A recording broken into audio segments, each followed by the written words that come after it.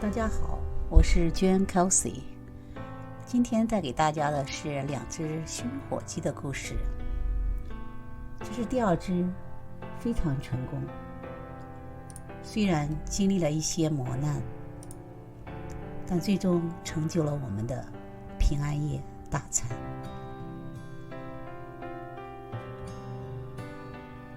这就是第一只火鸡，有13磅左右。我们为此专门买了一个大锅，加入所有香料，在盐里炒制，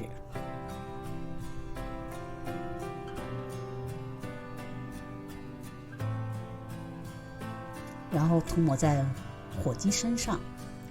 这个过程与我之前做熏鸭过程一样，请参阅我那个视频的细节。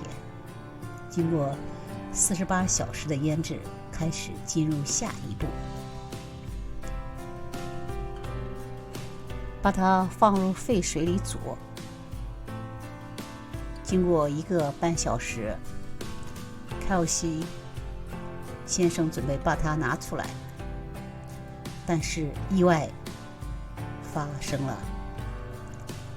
捞出的时候散架了，这让我非常生气，因为我为此已经花了好几天的时间。冷静下来后，我发现是我的原因，煮的时间过长造成的。我决定告诉我的观众这次失败的经历，为了是鼓励他们。但是火鸡味道很好，我送给了我的朋友们，他们都非常喜欢。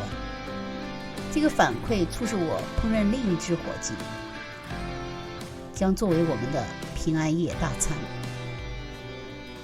这只火鸡大约有10磅，比上一只火鸡要小一点。这次我把所有的调料用搅碎机搅碎，涂抹在火鸡身上，这样更容易入味。火鸡是一种非常健康的食品，没有太多脂肪，就像鸡肉男。腌制2个天之后，仔细清洗每一个部位。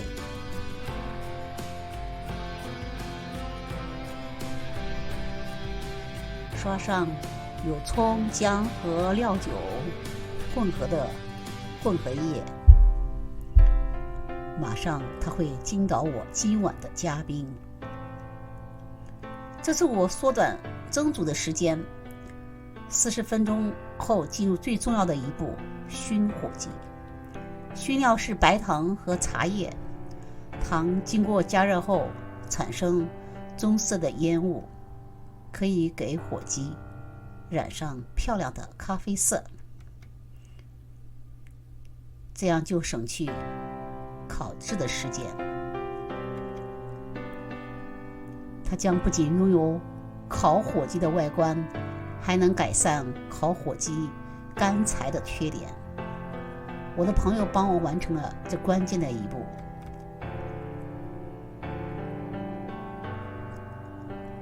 很难放进去，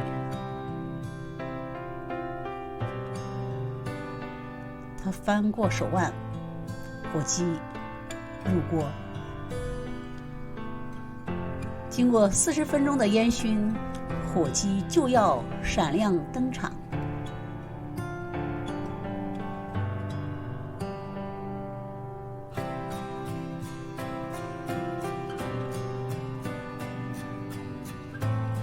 看看，这容器底部都被熏成了咖啡色，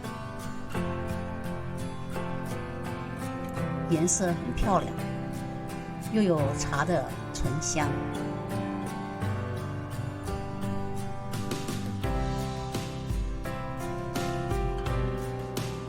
装饰一下，撒上芝麻和香油。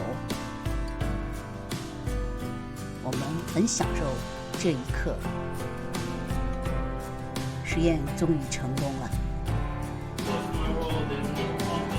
我们还做了八宝饭和螃蟹粥招待我的2个朋友。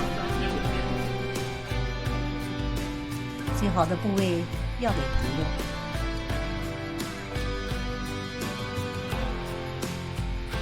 来个特写，大厨很高兴。之后，他把剩余部分分割成块，做三明治，健康又美味。I'm Joan Kelsey. Happy New Year. Thank you for watching.